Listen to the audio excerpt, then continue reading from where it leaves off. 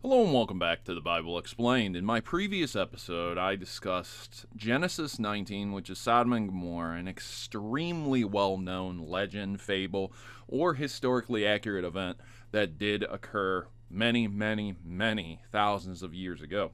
And this is really big because it leads into our next chapter. Today's episode is going to be much shorter just due to the length of Genesis 20. But it is important for us to cover, and that's what we do here. So we're going to do an in-depth coverage of Genesis 20. But for context, you really need to know what happened in Genesis 19. So please, if you haven't seen that yet, please go back to Genesis 19.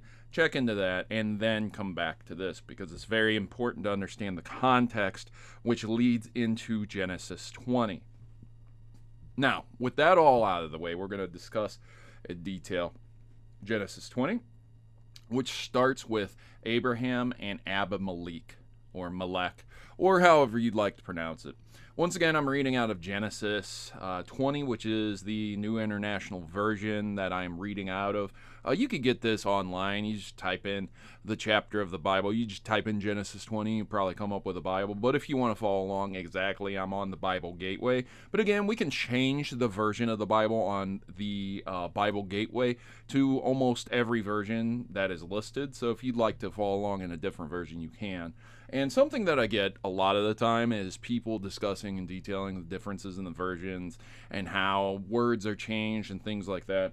And that's a topic and a debate for another day, so I'm not going to sit here and give the long-winded explanation and answer as to why it truly doesn't matter overall. But my point is, if you feel that the words used in your version of the Bible or the version that's being read are inaccurate, incorrect, or wrong, feel free to go to a different version and just read that version, you know what I mean? Compare and contrast. But again, if we did that, if we read this in every version, this video would be like an hour and a half long for such a short chapter and even longer for longer chapters, so we're not going to do that.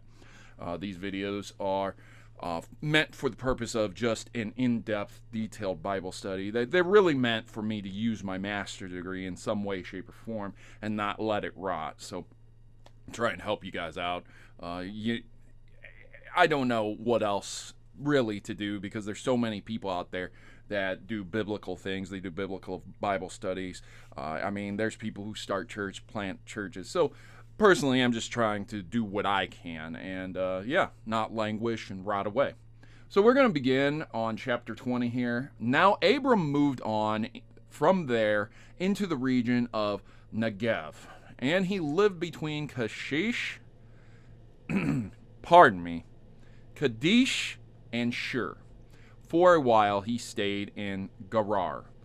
And there Abram said of his wife Sarah, "She is my sister." Then Abimelek, king of Gerar, sent for Sarah and took her. So this is massively important. We have connotations of deceit that is occurring. Why is there deceit? We will understand that later on. That will be referenced and explained later on. But the likelihood is that if it was his wife, he would be killed for her. But because it's his sister, they're not going to kill him because she's free. But because of the way ancient people viewed marriage and marital law, if somebody is married, you can't take them. Otherwise, you're committing some sort of crime. Universally, almost every single type of civilization, even collective villages or tribes of the times, had rules and laws against taking somebody's wife, right? So the solution is to murder the guy and then take the wife, right? So ironic and insane. But it is important to note that there is deceit here. Now we are on verse 3. But God came to Abimelek in a dream one night and said unto him, "You are as good as dead because of the woman you have taken. She is a married woman." And there you go. You have your context and connotations. So the good Lord approached the king in a dream and told him, but there's a connotation here too, because God could have just killed him. But because of the deceit on Abraham's part, he did not kill him, and he offered him some type of way out. And we're going to see that coming up in chapter 4 here, verse 4 rather. And now Abimelek had not gone near her, So he said, Lord, you will destroy an innocent nation. Did he not say to me, she is my sister, and didn't she also say, he is my brother? I have done this with clear conscience and clean hands.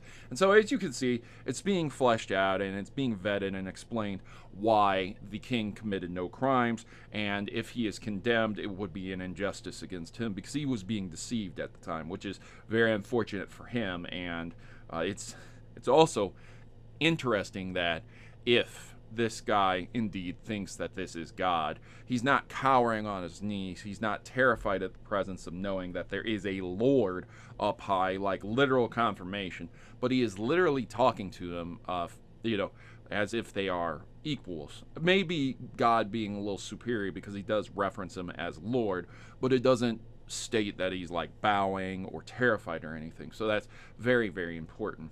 Verse 6, then God said to him in a dream, yes, I know you have done this with clear conscience, and so I have kept you from sinning against me. That is why I did not let you touch her. Now return the man's wife, for he is a prophet, and he will pray for you, and you will live. But if you do not return her, you may be sure that you and all who belong to you will die. And so there you go. You have the good Lord's message and meaning behind the message. It's very, very important to note a couple things here.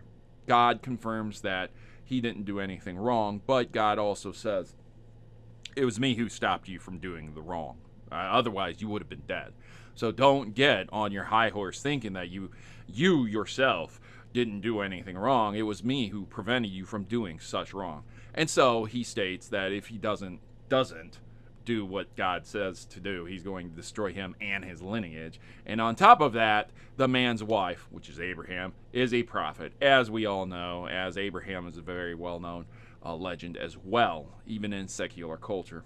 Verse 8, early the next morning, Abimelek summoned all of his officials, and when he told him what happened, they were very much afraid, which I suppose I would be too. Hey, I was sitting there dreaming, and the good Lord said he was going to destroy me if we didn't get rid of this woman, right? Verse 9, then Abimelek called Abraham and said, what have you done to us? How have I wronged you that you have brought such great guilt upon my kingdom? You have done things to me that should have never been done. And Abimelek asked Abraham, what is the reason for doing this? So I think that the king is very justified in asking what is going on, but I think you're going to understand why Abraham actually did all of this. So we're just going to kind of gloss over this. The king just summons him and asks him, why has he done this? Has the king wronged him? Is this out of revenge, spite, things like that? Verse 11, Abraham replied, I said to myself, there is surely no fear of God in this place, and they will kill me because of my wife. Verse 12, besides, she really is my sister, the daughter of the father, though not of my mother, and she became my wife. Verse 13, and when God had me wander from my father's household, I said to her, this is how you can show your love to me. Everywhere I go, say of me, he is my brother. So Abraham explains, and again, this is why it's very important for you guys to read chapter 19, Sodom and Gomorrah, and get the context, because this is really important. Abraham wasn't lying. She really is his sister, which, again, we're talking about an incestuous family lineage, and we're discussing and detailing this. There's a reason it was outlawed significantly early on in the Bible compared to a lot of other sins. And so this is one of the major highlights of the importance of the connotations leading up to chapter 20. So again, please reference 19. But yes, he's not lying, and they are both husband and wife and sister and brother. And so verse 14, then Abimelek brought sheep and cattle and male and female slaves and gave them to Abraham. And he returned Sarah to his wife to him. And Abimelek said, my land is before you. Live wherever you like. And so this is likely due in part to the good Lord's dream to Abimelek. So Abraham both referenced that this may be, one, a godless land, that they have no God. But his assumption was wrong because the good Lord did appear to them. Did he appear to them because they were godly people, or did he appear to them to protect Abraham? God could have easily snapped Abimelek and his kingdom out of existence. I mean, he already destroyed Sodom and Gomorrah in the previous chapter, so it's not as if the good Lord couldn't have worked in other ways. But the good Lord spared Abimelek in the sense of justice, to ensure that he would be just in his judgment. And Abimelek instead offers cattle and slaves for Abraham as a gift, kind of a kind gesture. Sorry to put you through all of this, that's nice, but at the end of the day, once again, we do need to note that the good Lord did not tell the king to do any of this. He does it on his own. Verse 16, to Sarah he said, I am giving your brother 1,000 shekels of silver, which is just a certain amount of money, a weight, for the time period. This is to cover the offense against you before all who are with you. You are completely vindicated. Verse 17, then Abraham prayed to God, and God healed Abimelek, his wife, and his female slaves, so that they could have children again. For the Lord had kept all the women in Abimelek's household from conceiving because of Abraham's wife, Sarah. So we don't exactly get a period of time where this has occurred, right? We have no idea how long Abraham's wife was with the king, right? So, but we can assume that it was in a period of time that was long enough for people to start noticing some strange things. So, for example, the end footnotes there, we're discussing and we're talking about how Abraham's wife here was with the king, and it caused them to not be able to conceive. So it would definitely be between a period of a month or a year, even though this verse seems to make it sound and appear as if it is a very, very short time, like it was a day or a couple days. And but that seems to be the case in this instance. Again, I don't really like the fact that there's not time periods listed, so we don't get an idea of how long the king had Abraham's wife, but he did indeed have Abraham's wife. So it is extremely important that we take note of this conversation, and we take note of what has happened and how Abraham has been vindicated and offered a nice stipend to start and live on his own. So there you go, ladies and gentlemen. Once again, I just wanted to encourage you to see the previous chapter and this chapter, put them together, and you'll get the connotations and context of everything that is going on. I hope you guys have a fantastic week. I hope you guys are learning a lot. And please drop your comments, questions, things that you've noticed I may have missed in the comment section below. Make sure you subscribe. Make sure you like and share this video, because the whole point of this series is to get people to understand and to be able to understand a little bit better. I mean, this is a good resource for college students who are going over their devotionals, who are going over Bible verses, trying to understand and look at very specific words. This one was extremely short, and that's very unfortunate, but sometimes the chapters are extremely short, sometimes they are extremely long. But there you go. There you go. Thanks for participating in this study, and hopefully I will see you in the next one.